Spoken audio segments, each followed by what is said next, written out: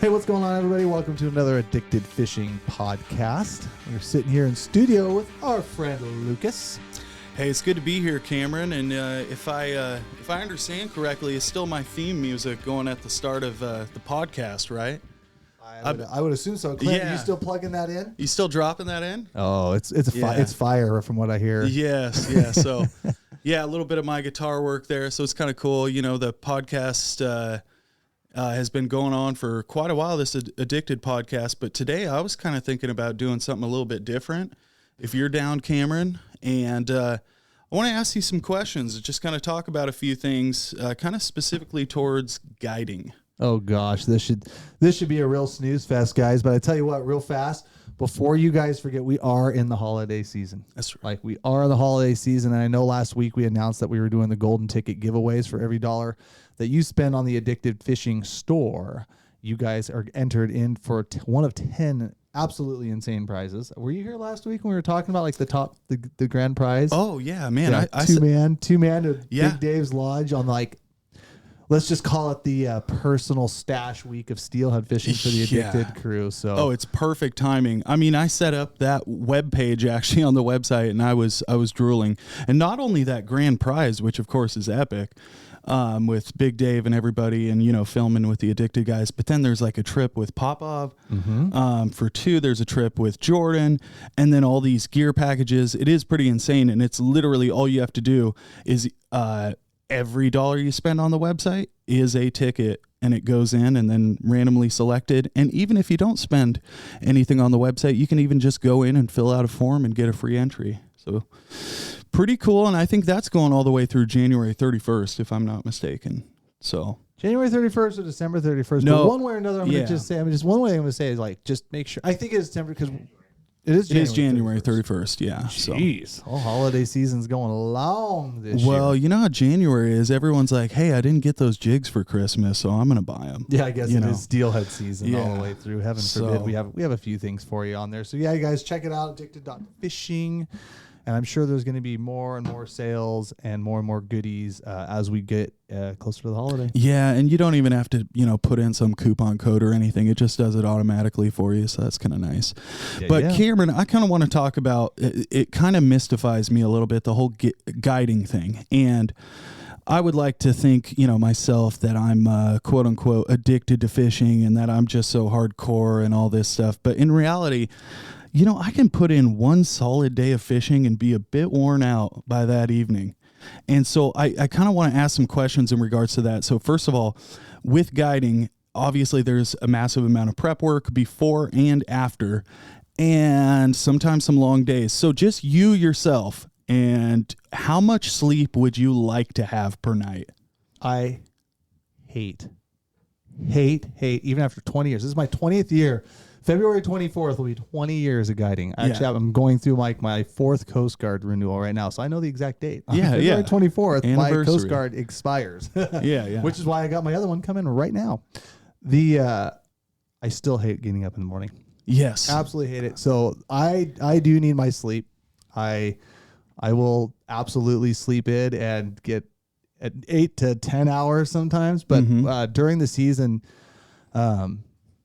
I can survive on like 4 to 6 hours of sleep, but man, how long could you do that? So this fall, for instance, I think I did 92 days from July 1 till basically the B-Run Coho didn't show up. Yeah. So I was going for 100, but 92. And the thing about it was where you make up your time in where you make up your time in getting a little extra sleep during the season is the prep work and stuff that you do beforehand. Yeah. And so, like, before we get into like a big season where we're going to have like a long stint, like, where you make up for it is making sure that, you've got all your supplies, making sure you've got all your bait, making sure you got your leaders tied, your spinner blades painted, your leaders, all your equipment, everything gathered up before that day one hits.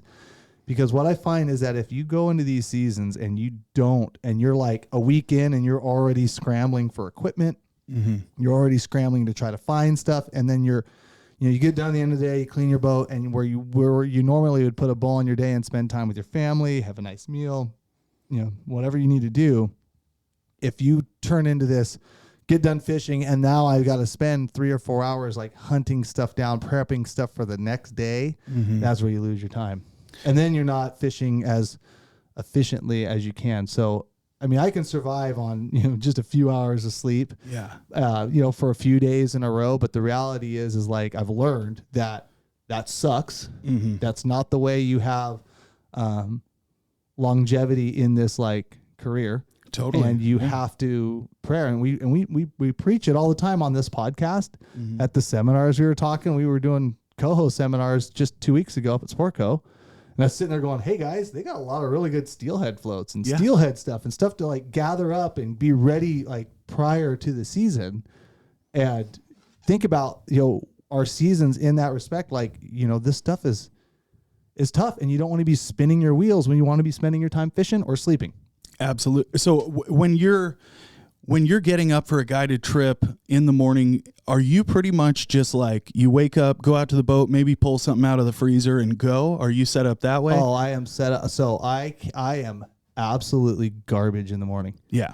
So everything that I do, and what's funny, it's like, so some of my other guide buddies, they're completely opposite. They would rather let stuff not be completed, like certain, fresh leaders put on rods and things tied up and bait brined and all these things. They would rather like get off their boat and then go relax at that time, where I'm like the guy that like makes sure that I have every damn thing ready, to the point where I don't even have to take it out of the freezer. I'll ice my coolers down and make sure my bait's in the freezer in my boat the night before. So where I literally, and they make fun of me for this, dude, because I'm the guy that will wake up, for instance, at 5 o'clock and then be down, boat launched at my like local haunt with coffee in hand. That's usually all I got to do in the morning is make coffee and get myself dressed.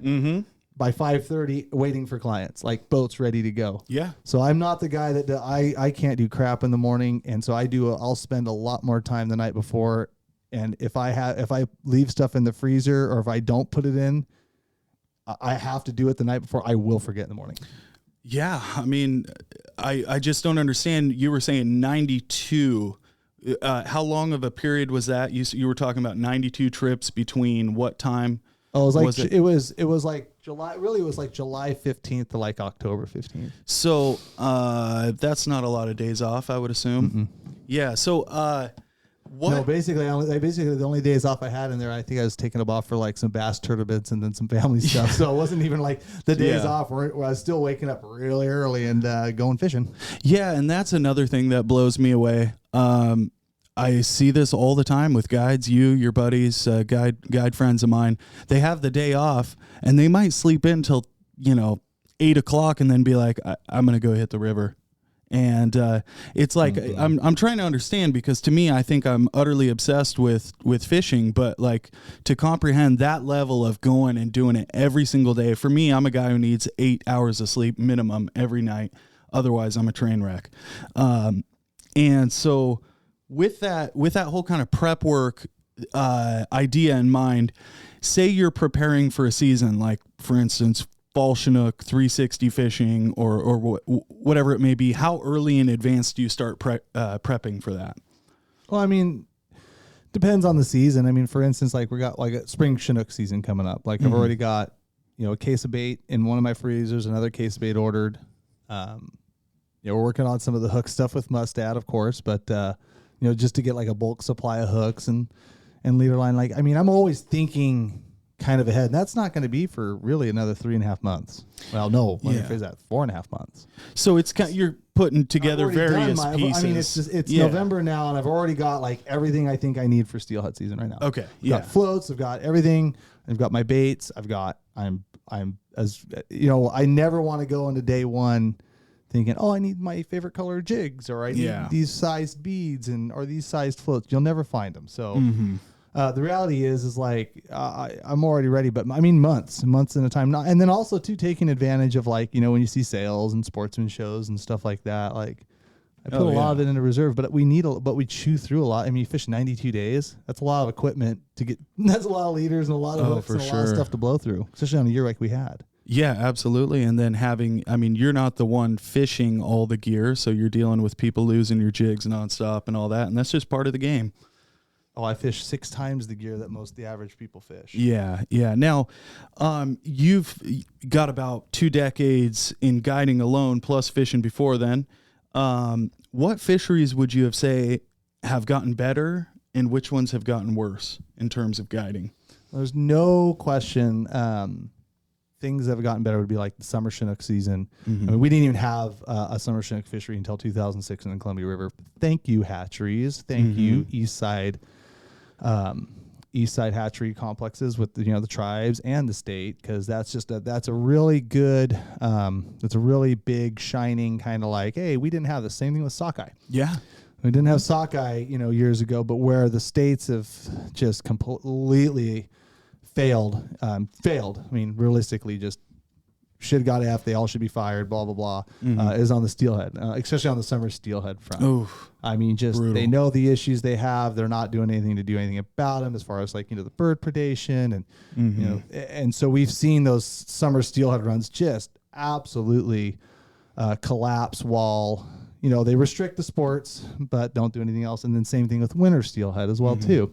A lot of rivers, some of our local streams have been on an 8-year decline on some of the wild steelhead numbers. One of our local haunts. I can't believe it's still even open. I'm waiting for them to drop the hammer.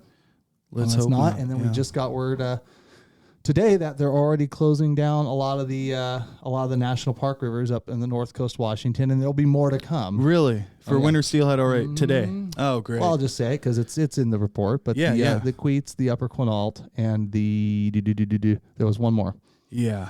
Closed. And probably more to follow. That's terrible. And going to be more to follow. But again, understanding that.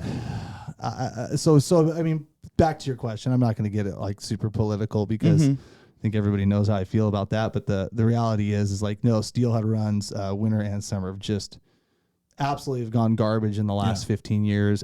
But there has been some shining lights. And then, of course, the fall Chinook has been pretty steady the last 3 years. And, 2018 was our last bad year. But the last 3 years have been pretty solid. Expecting that to turn around with El Nino, more of those weather factors. But, I mean, it has been June. But in those leaner times, though, we've also developed a lot of the kokanee fishing and that was one thing that was probably my kind of introduction to you many years ago. Of course, fishing kokanee with my dad. I remember seeing a seminar of yours at a little tackle shop that's probably doesn't even exist anymore.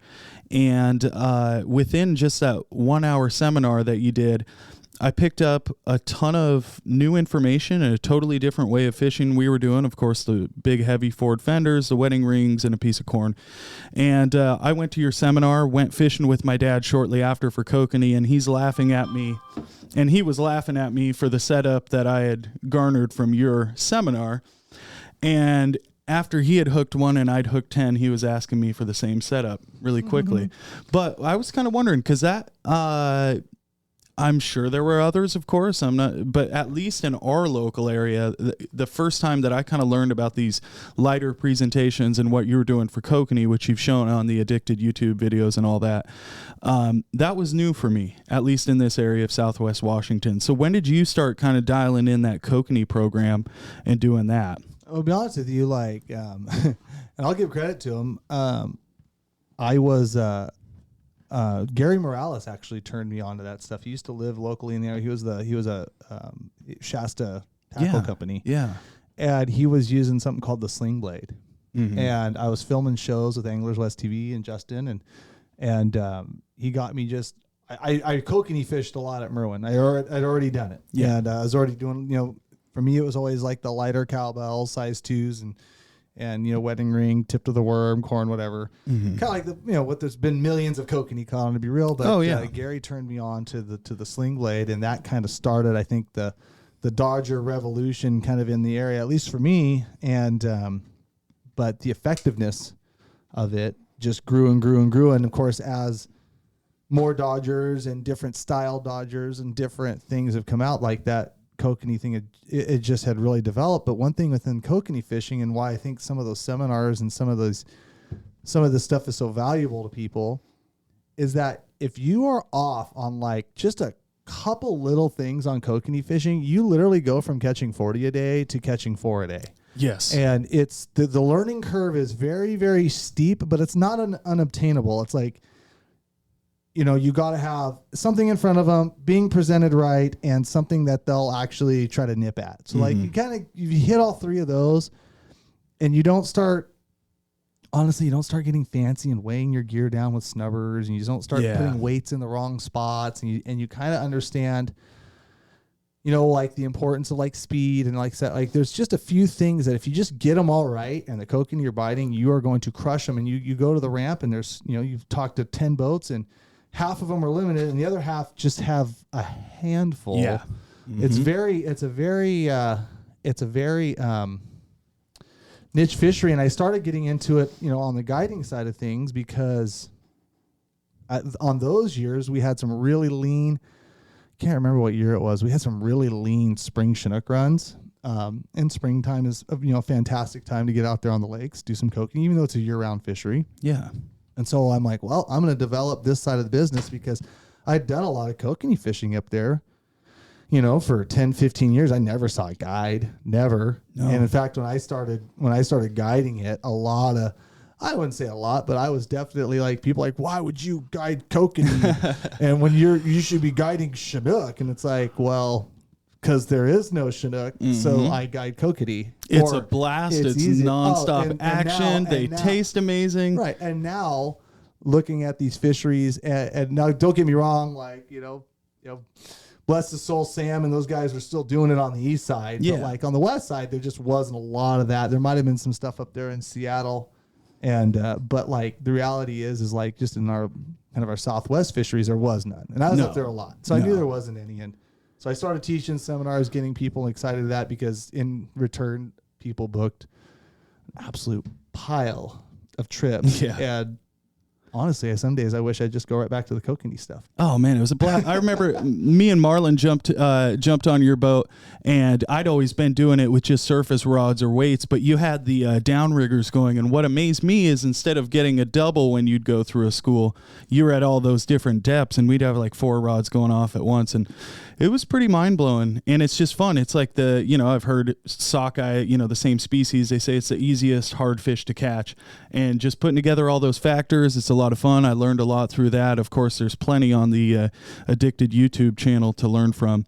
But yeah, I've appreciated a lot of guides, including you, just seeing the consistency to get up day in and day out. If a guide has a bad attitude, I kind of understand personally. And if they can stay positive throughout all that, it's pretty respectable, and put people on fish, have a good time. It's all about the experience. I could say that I've never not had a bad attitude. Never. No. That'd be a lie. Got to grind through it for sure. Yeah. All right, cool. Well, thank you very much, Cameron. Looks like Jordan's in the building, so we got some stuff to do coming up here. And like Cameron mentioned before, there is that golden ticket giveaway. If you go to addicted.fishing, you'll see the link in the navigation. Click on that. It's going to show you all the prizes, tell you exactly how everything works. And I wish I could sign up, but I'm disqualified. Why are you disqualified? I don't know. I feel like you shouldn't be disqualified. I just assume that. Maybe I can just tag along on that trip. So just right through the back door. Yeah, exactly. Awesome. So, all right, guys. Well, thanks for tuning in. Let us know what you thought about this, and all the comments on all the little spots that you guys are downloading and watching this podcast. And we'll see you on the next one.